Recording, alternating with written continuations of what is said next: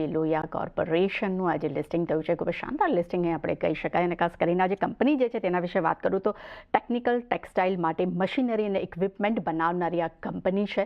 શાનદાર લિસ્ટિંગ બાદ હવે આપણી સાથે મેનેજમેન્ટ અહીંયા જોડાઈ ગયું છે, જેમાં ઓલ ટાઈમ ડાયરેક્ટર ગૌરવ लोहिया અને CFO अनूप अग्रवाल अपने साथ जुड़ाया गया है. Good morning sir. सबसे पहले तो सर कॉन्ग्रेचुलेशन, काफ़ी अच्छी लिस्टिंग हमें सर देखने मिली है. सर ओवरऑल मैं जानना चाहूँगी कि ओवरऑल 5 साल के लिए आने वाले वक्त के लिए आपकी कंपनी ओवरऑल ग्रोथ ड्राइवर यहाँ पे किस तरह से देख रही है, और कौन सा सेगमेंट सबसे ज़्यादा यहाँ पर एक ग्रोथ ड्राइवर बन सकता है आने वाले वक्त के लिए? हम अपनी कोर बिजनेस रफिया मशीनरी में ग्रोथ देख रहे हैं अगले 5 सालों के. उसके अलावा जो हमने हाल में एक्विजिशन किए हैं मोनोफिलामेंट बिजनेस का, वो हमारे लिए ग्रोथ ड्राइवर होएगी. रिसाइकलिंग मशीनरी, जैसे जैसे गवर्नमेंट का फोकस रिसाइकलिंग में बढ़ रहा है, तो रिसाइकलिंग मशीनरी में भी हमारा फोकस बहुत स्ट्रांग है, वो भी ग्रोथ ड्राइवर रहेंगी.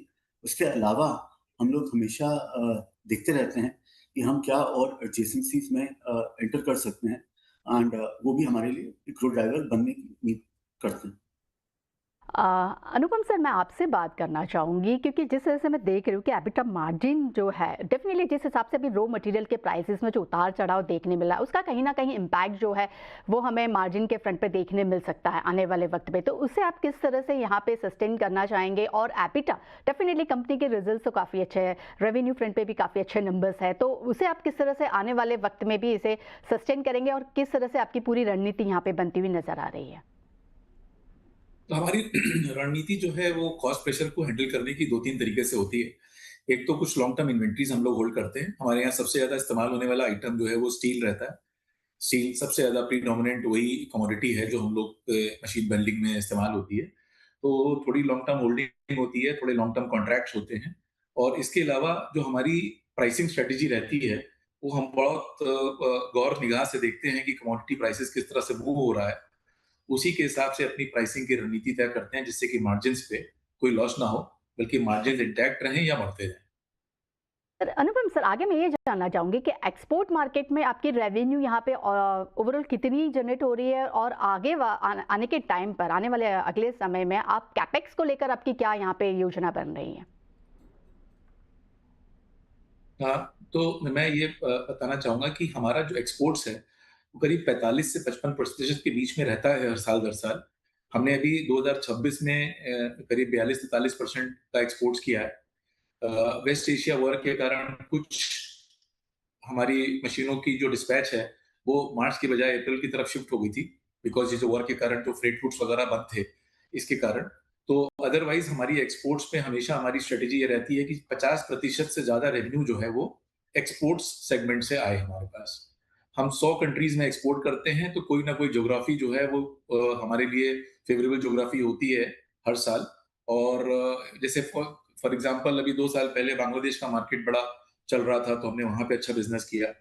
इस समय हमारा मिडिल ईस्ट और नॉर्थ अफ्रीका का मार्केट है वो अच्छा चल रहा है, वहां पे अच्छा धंधा चल रहा है. और इसी तरीके से लैटिन अमेरिका का मार्केट है और साउथ ईस्ट एशिया का मार्केट है, जो बड़े मार्केट्स हैं, इनमें हम देखते हैं प्रगति होते हुए कंपनी की एक्सपोर्ट की साइड से.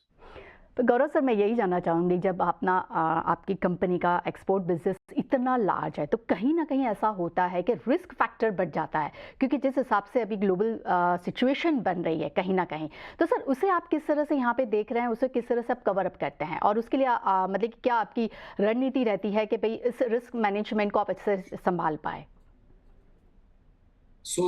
देखिए, ऐसा है कि हमने इसके पहले भी विश्व में कई सारी ग्लोबल सिनेरियोज क्रिएट हुए, चाहे लेमन ब्रदर्स का था या फाइनेंशियल क्राइसिस आई, या उसके पहले कोविड आया, और उसके बाद अभी ये वेस्ट एशिया क्राइसिस चल रही है. हमने ये देखा है हमारी हिस्ट्री में कि जब जब वर्ल्ड में क्राइसिस आती है तो कंपनी एक ग्रोथ पाथ पे जाती है, क्योंकि एक वॉर की सिचुएशन में कंट्रीज का डेवलपमेंट होता है, जहां पे अगेन सीमेंट और इंफ्रास्ट्रक्चर का वापस डेवलपमेंट होता है.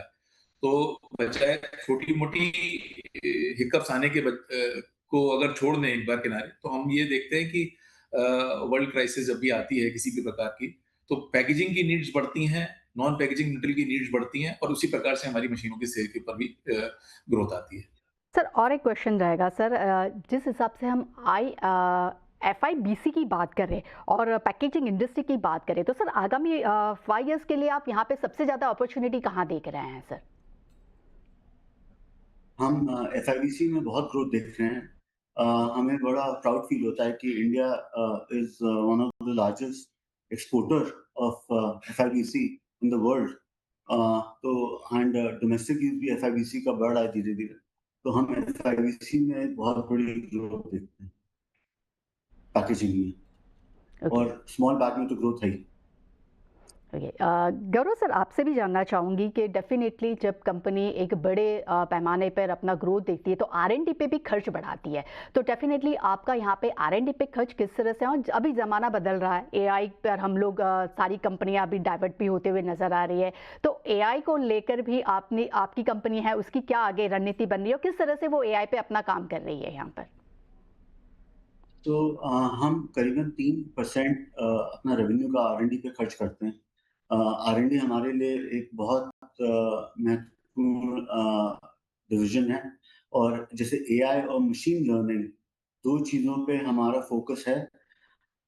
हमने अपनी कन्वर्जन मशीन्स पे स्पेशली एआई और मशीन लर्निंग की टेक्नोलॉजीज डिप्लॉय की हैं, जिससे हम क्वालिटी कंट्रोल पे काम कर रहे हैं ऑन द मशीन्स। तो एआई एंड मशीन लर्निंग दोनों ही फोकस एरिया है अपना। Okay, thank you so much.